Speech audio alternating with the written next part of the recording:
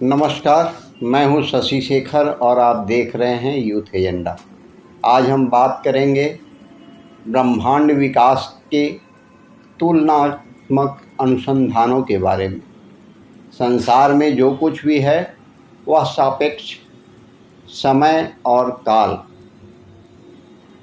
ब्रह्मांड, गति और कारण, कॉजेशन नाम की कोई मूल वस्तुएं नहीं है, वरन यह परस्पर तुलनाएं हैं जो ज्ञान, भावना, विचार या अनुभूति में सन्निहित। समय क्या है? कोई घटना प्रारंभ होती है, फिर वह कहीं न कहीं जाकर समाप्त होती है। इन दोनों की अनुभूति के अंतर का नाम समय है। चंद्रमा कोई स्वतंत्र ब्रह्मांड नहीं। जिस तरह अनेक प्रकार के तत्वों से पृथ्वी बनी है, वैसे ही तारामंडल के समस्त तारागण पदार्थ से बने हैं। उन सब के बीच समान वस्तुओं में आकर्षण का सिद्धांत काम करता है। इसलिए प्रत्येक ब्रह्मांड में दूसरे की तुलना में कुछ तत्व अधिक, कुछ कम होते हैं। पृथ्वी में धूल के कण अधिक, सूर्य में हीलियम अर्थात अग्नि के परमाणुओं की तुलना में ब्रह्मांडों की स्थिति का पता चलता है। यदि परमाणुओं में समान जातीय गठबंधन न होता तो ब्रह्मांड ही नहीं, पदार्थों की भी अनुभूति न होती। इसी प्रकार गति भी सापेक्ष। कलकत्ते से हवाई जहाज उड़ता है और लंदन तक पहुंचने में 36 घंटे लेता है। यह हमारी पार्थिव माप। यदि हम सूर्य में बैठे हुए हों तो चूंकि सूर्य भी अपने सौर मंडल को लेकर चल रहा है, इसलिए वहाँ की गति भी हमें प्रभावित करेगी। तब यह 36 घंटे का समय हमें आँख मिचकाने जितना कम हो लगेगा। ऐसे कारण सिद्धांत भी। अब वैज्ञानिक भी मानने लगे हैं कि संसार में जो भी पदार्थ हैं वह सब शक्ति है और संगठित होकर पदार्थ बनाने वाले प्रोटोनों एवं इलेक्ट्रॉनों की संख्या यदि कम या अधिक की जा सके, जो कि प्रकृति में अपने आप होता रहता है, तो एक पदार्थ को दूसरे पदार्थ में भौतिक रूप से भी बदल कर दिखाया जा सकता है। उदाहरण के लिए आवर्ती सारणी पीरियोडिक टेबल में इरिडियम, प्लैटिनम, गोल्ड और मरकरी का परमाणु क्रमांक या प्रोटॉनों की संख्या क्रमशः 77, 78, 79 और 80 होती है। यदि 80 प्रोटॉनों वाले मरकरी पारा परमाणु से एक प्रोटॉन कम कर दें तो वही परमाणु सोने का परमाणु हो जाएगा। अब यदि उसमें से भी एक प्रोटॉन निकाल कर बाहर करें तो वही सोना प्लैटिनम में और प्लैटिनम इरिडियम में, इरिडियम क्रमशः ओस्मियम, रीनियम, टंगस्टन आदि में बदलते बदलते हाइड्रोजन तक अर्थात कुल एक प्रोटॉन वाले सबसे हल्के तत्व में बदल जाएगा। हाइड्रोजन से भी हल्का कोई तत्व संसार में है, वह वैज्ञानिकों को ज्ञात नहीं। इन तत्वों की मूल स्थिति ही सर्वोच्च कारण होती है। जैसा कि ऊपर के विश्लेषण से पता चलता है, पर वैज्ञानिक उसे अंतिम रूप से स्थिर नहीं कर सके। यहाँ तक जो कुछ भी लिखा गया वह आइंस्टीन के सापेक्ष सिद्धांत का खुलासा मात्र है। इससे सृष्टि के विकास प्रक्रिया की गहराई में प्रवेश करने का बहुत सा मसाला मिल जाता है। सच कहा जाए तो महावैज्ञानिक आइंस्टीन ने भारतीय तत्व दर्शन की भौतिक सीमाएं पार कर ली थी, पर भाव दर्शन की उन्हें जानकारी थी नहीं। अन्यथा लोग देखते कि संपूर्ण विज्ञान भारतीय अध्यात्मवाद पर ही उतर आया है। 1922 में सोवियत वैज्ञानिक अलेक्जेंडर फ्रीडमैन ने आइंस्टीन के उपरोक्त सिद्धांत का गहन अध्ययन कर यह बताया कि इस सिद्धांत का अर्थ यह हुआ कि ब्रह्मांड फैल रहा है, अर्थात पहले कभी सारा संसार किसी छोटे से छोटे व्यास वाले बिंदु में समाया था। इतने दिनों के बाद वह फैलता फैलता 10 करोड़ निहारिकाओं नोबुला और 50 करोड़ प्रकाश वर्ष के घेरे में आ पहुंचा, और वह अभी भी तब तक बढ़ता जाएगा जब तक कि पुनः प्रलय नहीं हो जाती। रूस के ही दूसरे शास्त्री क्रूसो ने फ्रीडमैन का लिखा हुआ यह परिपत्र आइंस्टीन को दिखाया, तो वही आइंस्टीन जिन्होंने इतने बड़े सिद्धांत को जन्म दिया था, उक्त धारणा से इनकार कर बैठे। किंतु उसके 1 वर्ष बाद ही आइंस्टीन को अपनी भूल मालूम पड़ गई। उन्होंने गणितीय व्यवस्था के आधार पर यह सिद्ध कर दिखाया कि सचमुच ब्रह्मांड फैल रहा है। प्रारंभ में यह एक बहुत सघन पीटे हुए वजनदार गोले की तरह था, और अब जो संसार है वह भी अनंत नहीं है, अर्थात ब्रह्मांड की कहीं पर कोई सीमा नहीं है। संसार सीमित है, संसार असीम है, संसार एक है, संसार अनेक है, संसार प्रकाश है, संसार सघन अंधकार है। इस तरह के परस्पर विरोधाभास कथन भ्रमोत्पादक अवश्य हैं, पर हैं सत्य। वस्तुतः संसार ऐसा ही है। विद्युत न गर्म है न सर्द, और गर्म व शीत दोनों धाराएं उसमें प्रवाहित होती है। इस चक्कर में डालने वाले सिद्धांतों ने वैज्ञानिकों को ब्रह्मांड विकास की सही जानकारी प्राप्त करने के लिए उकसाया। तब से अब तक लगातार असंख्य खोजें हुई हैं, और वे फ्रीडमैन को उक्त कल्पना की ही पुष्टि नहीं करती, वरन अब उसे भी आगे निकलकर भारतीय अध्यात्म के प्रति पादनों को छूने लगी है। यह पाठक अगली ब्रह्मांड के विकास की जानकारी के लिए आजकल अनेक विशालकाय और सघन संपन्न वेधशालाएँ अध्ययन और प्रयोगरत हैं। अनजाने वशार प्रकाश तरंगों से यह अनुमान लगाया जा रहा है कि अत्यंत सूक्ष्म अवस्था में अनेक तत्व गैस की स्थिति में बाहरी हुई निहारिकाओं नोबुला किसी न चुकने वाले ऐसे प्रकाश स्रोत से आ रही है जो संपूर्ण सृष्टि का केंद्र बिंदु है। उसके वर्तमान स्वरूप का भी पता ही नहीं है, पर वैज्ञानिक उसकी पूर्व स्थिति का पता लगाने में अवश्य जुटे हैं। अभी इस क्षेत्र में अधिकांश परिकल्पनाएं ही काम कर रही हैं। कई तो कहता है कि जिन प्रारंभिक कणों से ब्रह्मांड की रचना हुई वह इतने गर्म थे कि ब्रह्मांड का जब विस्तार प्रारंभ हुआ तब उसके कुल 10 मिनट बाद तापमान 1 अरब डिग्री सेंटीग्रेड था। उसमें स्थूल कण न के बराबर थे, केवल न्यूट्रॉन थे। रूस के वैज्ञानिक डॉक्टर चोकोव जेल्डोविच का विचार इससे भिन्न है। उनका कहना है कि सृष्टि के मूल विकास की प्रक्रिया हाइड्रोजन से आरंभ होती है। उसमें भाग लेने वाले अणुओं में अकेले न्यूट्रॉन ही नहीं थे, वरन प्रोटॉन इलेक्ट्रॉन भी थे। अत्यधिक शीत के कारण हाइड्रोजन एक जमे हुए पदार्थ के रूप में था, वही टूट कर बूंद और परमाणुओं के रूप में फैलता चला गया और तापमान तथा वायु दाब आदि को विभिन्न परिस्थितियों में आवर्ती सारणी के अनेक पदार्थों में बदलता चला गया। आज जो अनेक तारागण पृथ्वी आदि दिखाई देते हैं वह सब इस जमे हुए हाइड्रोजन के ही परिवर्तित और परिवर्धित रूप हैं। ब्रह्मांड विकास की इस वैज्ञानिक जानकारी को जब सृष्टि उत्पत्ति विषयक ऋषि प्रणीत वेद से तुलना करते हैं तो पता चलता है कि हमारी जानकारियाँ कितनी अत्याधुनिक तथा दर्शन कितना विज्ञान सम्मत रहा है।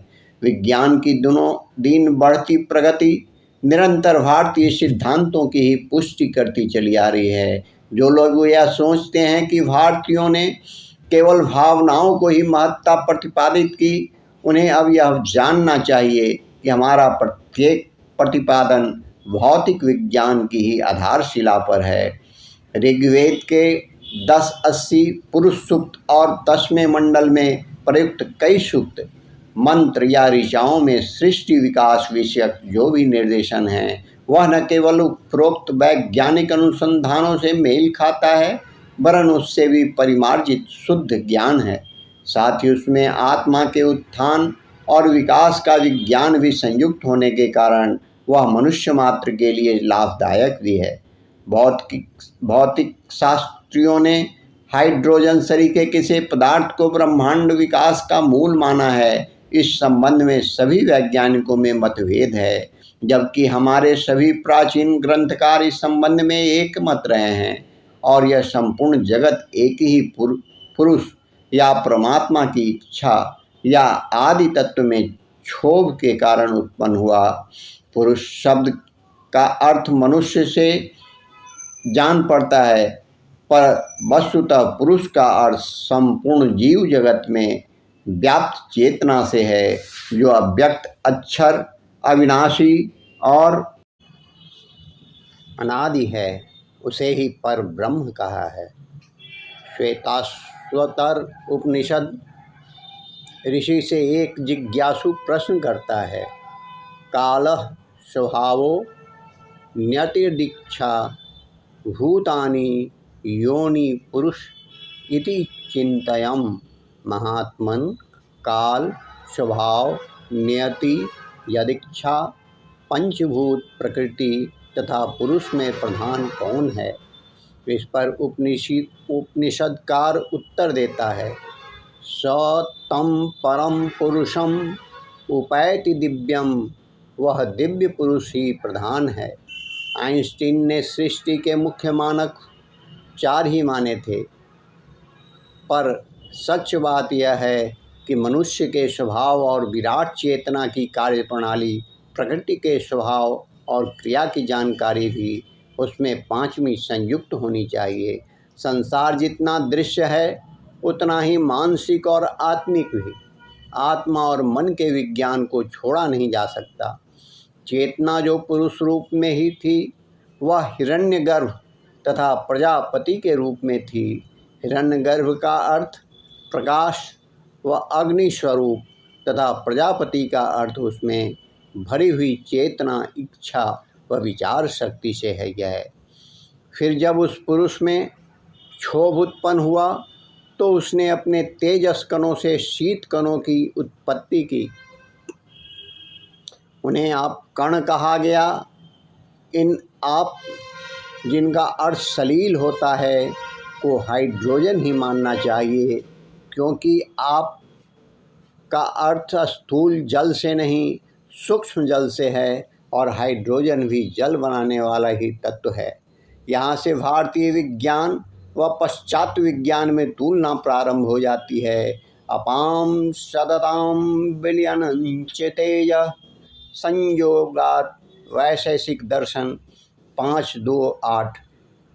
इन आपह कणों में संपीड़न, प्रेशर उत्पन्न होने से क्रमशः एक परमाणु, एक अणु हाइड्रोजन, द्वैगुण अर्थात 2 प्रोटॉन या इलेक्ट्रॉन वाला हीलियम, त्रिश्रेणु अर्थात 3 इलेक्ट्रॉन वाला लिथियम आदि अनेक गैसों, धातुओं, खनिजों आदि प्रकृति की उत्पत्ति होती चली गई।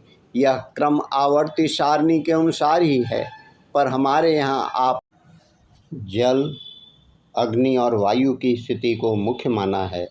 धातुओं और खनिजों में उनकी उपस्थिति अनिवार्य रूप से रहती है, इसीलिए यह सब तत्व नहीं माने गए, जो ठीक भी है। तत्व तो वह है जो रासायनिक क्रिया में भाग लेते हैं। रासायनिक क्रिया में मूल रूप से अग्नि, जल, वायु ही भाग लेते हैं, इसलिए उन्हीं को तत्व कहा जाना ठीक है। यदि अग्नि, आपह और दबाव आदि न हो तो रासायनिक क्रिया कभी हो ही नहीं सकती। इस तरह सृष्टि विकास की मूल प्रक्रिया अग्नि और जल कणों से ही गैस रूप में होती है। निहारिका एक प्रकार की गैस ही है जो वायु के संसर्ग में आते ही दूसरे भौतिक तत्वों की उत्पत्ति और अनेक ब्रह्मांडों का सृजन करती है। शतपथ ब्राह्मण के 6वें कांड में लिखा है, सोऽयं पुरुषः प्रजापति का कामयत् ब्रह्मैव प्रथमं सृजत त्रयीमेव विद्यां सोऽपो अपृज्यत वाच एवं लोकात् वास्य सासृज्यात् सेदं सर्वं आपनोदम यदिदम किम च यदाप्नोति तस्मादय यद विणोत तस्माद्वा।